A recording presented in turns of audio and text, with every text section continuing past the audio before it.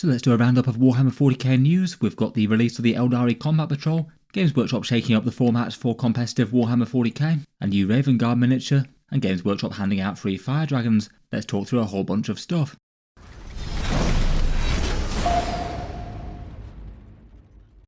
Hello and welcome back to Warspec Tactics, where today I thought we'd do a roundup of Warhammer news and releases. Certainly the things that have been dominating discussion this week have been new Emperor's Children models and rules to go alongside. Though for this one I thought I'd round up a whole bunch of other things that maybe didn't necessarily need to have a video all of their own, but nonetheless I found quite interesting. Firstly, as well as the Champions of Slaanesh box set that's coming out this weekend, there's also the discount deal for the Aeldari. This one's Combat Patrol Aeldari, and it was generally quite a well received one for the faction. And the new Combined discount box set will be going live for pre-orders on the 1st of March, with full release on the 15th. The price for this one will be the same as the other Combat Patrol box sets, so $170, £100 or €130. And for this one you get a Spirit Seer, a unit of Wraith Guard that you can build as Wraith Blades, 5 of the shiny new Warp Spiders, and then 10 of the boys in blue with the Shuriken Catapults with the Dire Avengers. This one replaced the previous one that they had before, which was a fairly good one in my opinion, that had 6 Wind Riders, the Wraith Lord and the Guardians. For reception for this one it was at least fairly well received. There's generally been a fair amount of negativity with Games Workshop Combat Patrol updates in 10th edition, but this one is maybe one that doesn't seem massively worse than the one that came before. They've still got some big chunky threats in those Wraith Guard, and they've managed to fit one extra kit in the box compared with what they might have put in, due to including 2 sets of the older miniatures of the Dire Avengers. The units seem usable enough in game as well. Maybe the Spirit Seer is the sort of unit that you might want to use in some armies, but not necessarily all of them, though Wraith Guard with the D-Scythes seem like they're pretty intimidating Overwatch threats now. Warp Spiders are absolutely top tier with their big flicker jumping, and the Dire Avengers are maybe more sort of okay. I feel like in competitive lists they seem to be used as a bit more as backup for Azerman.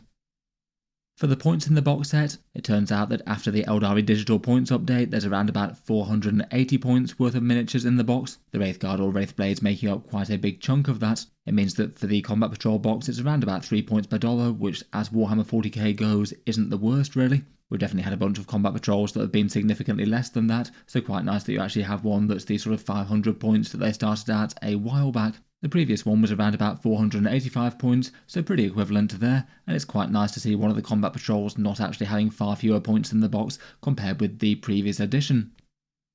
For the theoretical discount of this one, as mentioned the price will be £100 or $170, and going by the dollar prices it's around about a 33% discount on the $250 that it would cost to buy all these separately. And that one's pretty in line with the other Combat Patrol boxes in Warhammer 40k these days. They generally tend to be around about the 30% discount kind of mark. It is a bit lower than the previous one, though that's kind of common for the 10th edition updates. And all in all, this one's had people be at least fairly positive. Fairly usable units, maybe some old kits, but one very nice shiny new one, with a reasonable amount of points and discount compared with some. As ever, if you are looking to pre-order this one, Champions of Slaanesh or any other Warhammer 40k goodies, feel free to check out the channel's affiliate discount links down in the video description. There's various ones around the world that tend to offer between 10 and 20% savings versus Games Workshop, and any use of those helps to support the channel. Next up, in an article last week, I was interested to see Games Workshop talking more top-end competitive Warhammer 40k. Even if there's a general sense that Games Workshop over-focuses on the competitive game, it's kind of rare to see actual Warhammer community articles talking about things like ITC rankings, or yearly tournament calendars, or things like that, just due to it being kind of niche really. It definitely is a bit of a showcase element of the hobby in some ways, but the majority of people don't really play competitive games of 40k.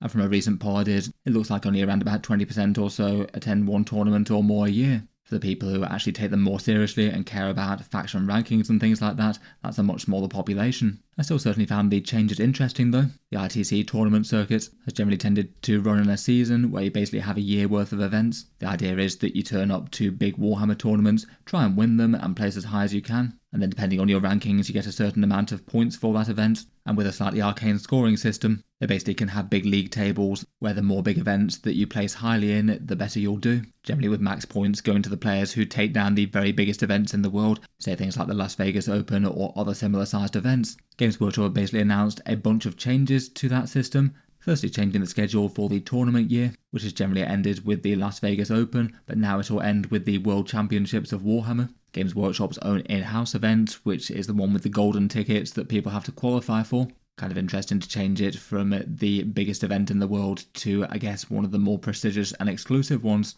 It does kind of make sense, though, if they want to emphasise their own tournament as the biggest and most official around. Apparently for other changes, they'll also invite more people to that World Champions event, the highest ranked players from each country apparently. They've tweaked the amounts of points that you score per event, so a bunch of more medium 5-round tournaments will get you a few more ITC points than they would have previously. Still doesn't really seem to change the fact, though, that you'd still want to attend the biggest events that you could and do as well as possible if you wanted to maximise points. They've got an approved tournament organiser programme, and you can now link your Best Coast pairing events to Games Workshop's My Warhammer account, which they said gives some sort of rankings boost. I thought it was interesting to see a direct link between Best Coast pairings and the My Warhammer account that you sign into things like the Games Workshop web store or Warhammer Plus if you have it. Just interesting to see that Games Workshop officially linking with a tool that doesn't really have so much to do with them.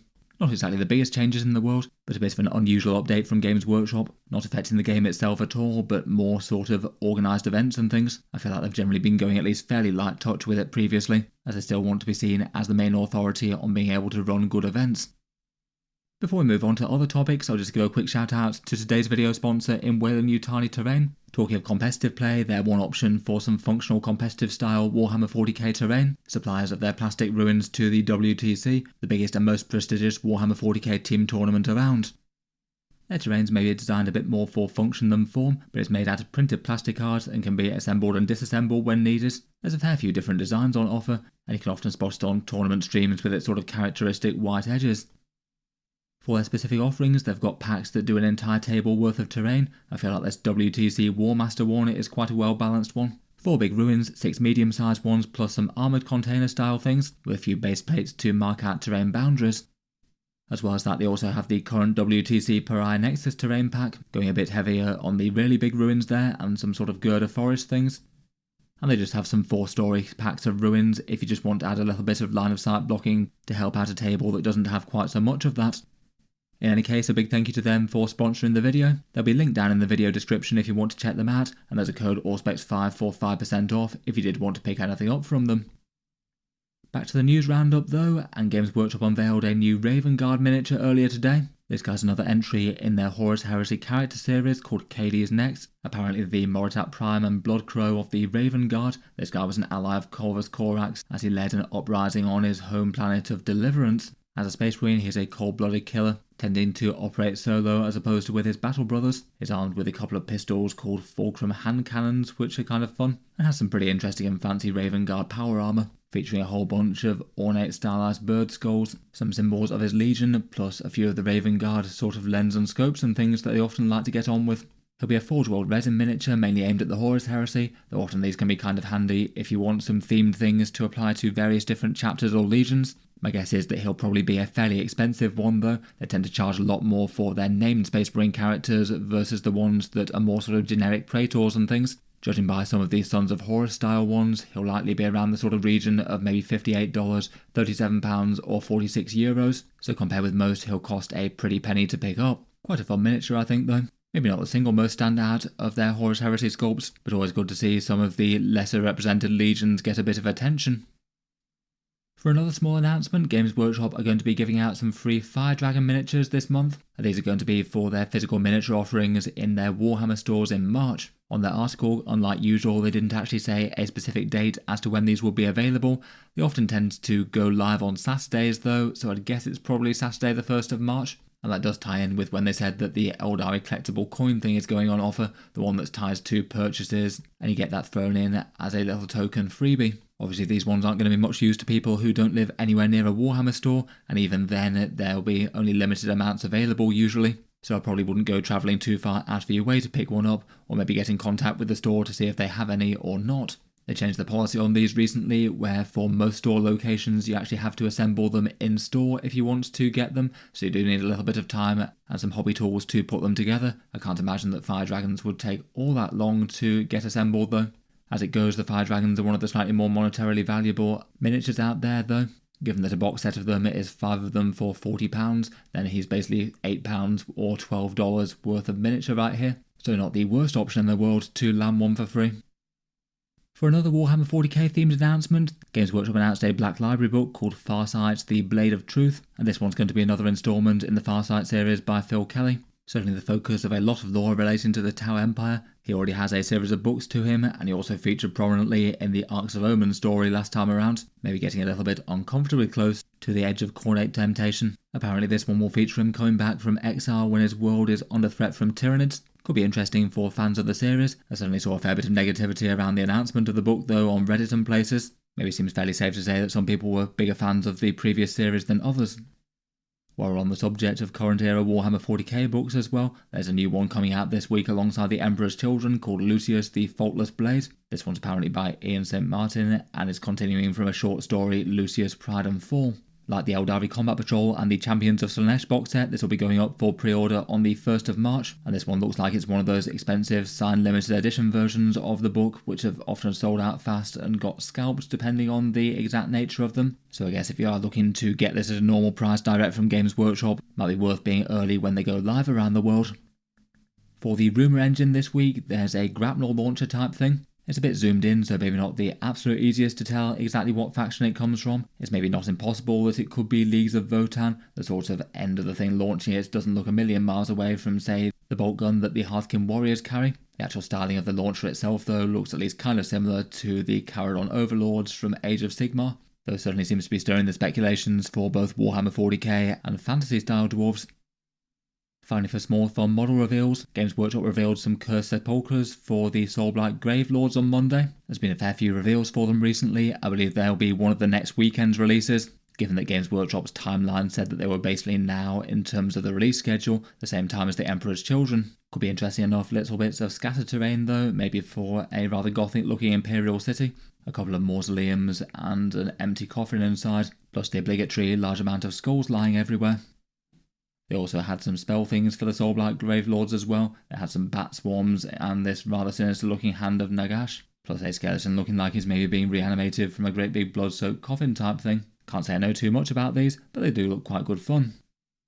Finally, looking to the future for Warhammer 40k. Obviously we've got the Emperor's Children box set coming out this weekend. Other than that, Games Workshop will quite likely release digital points for the Emperor's Children this coming week if they follow the same pattern as the Guard launch box did. And I will be interested to check in on Astra Militarum army list. This should be the first weekend where their points cost will have gone tournament live. I'm certainly curious to see what people have chosen to put on the table with them. Otherwise, for future releases from GW, we're still waiting for some individual releases for Ratlings and Tank Busters. I'm sure there's plenty of Orc players looking forward to getting their hands on some rocket launchers and breaker boys. And we've still got the whole full mainline release for the Emperor's Children with Fulgrim and Lucius the Eternal and the rest. In March, there'll also likely be the next Warhammer 40k reveal show, which will be on Adepticon on the 26th of March. And in mid-March, we might be expecting to have the next Balance Pass sometime around then as well. The next codexes will be World Eaters, Thousand Suns, and Death Guard. We've seen this Lord of Poxes for the Death Guard. Should be interesting to see what we get for the World Eaters and Thousand Suns. Sounds like the Butcher Surgeon and the Automata might be on the cards. And then further out, we've got Black Templars, Grey Knights,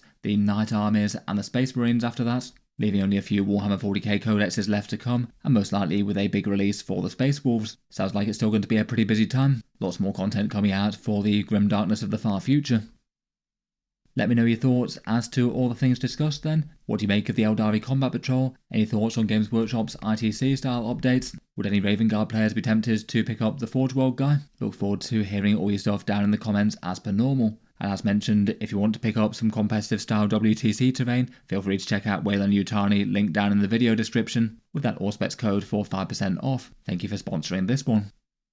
Otherwise, feel free to subscribe to Auspex Tactics if you'd like to see more like this. I'll certainly be keeping up with the regular Warhammer 40k news and releases. I do tend to post new videos just about every day. Finally, if you have been enjoying all the videos on the channel, I would just like to mention that Auspex Tactics does have a Patreon page as well, and you can find that linked in the video description if you'd like to help support and keep these coming.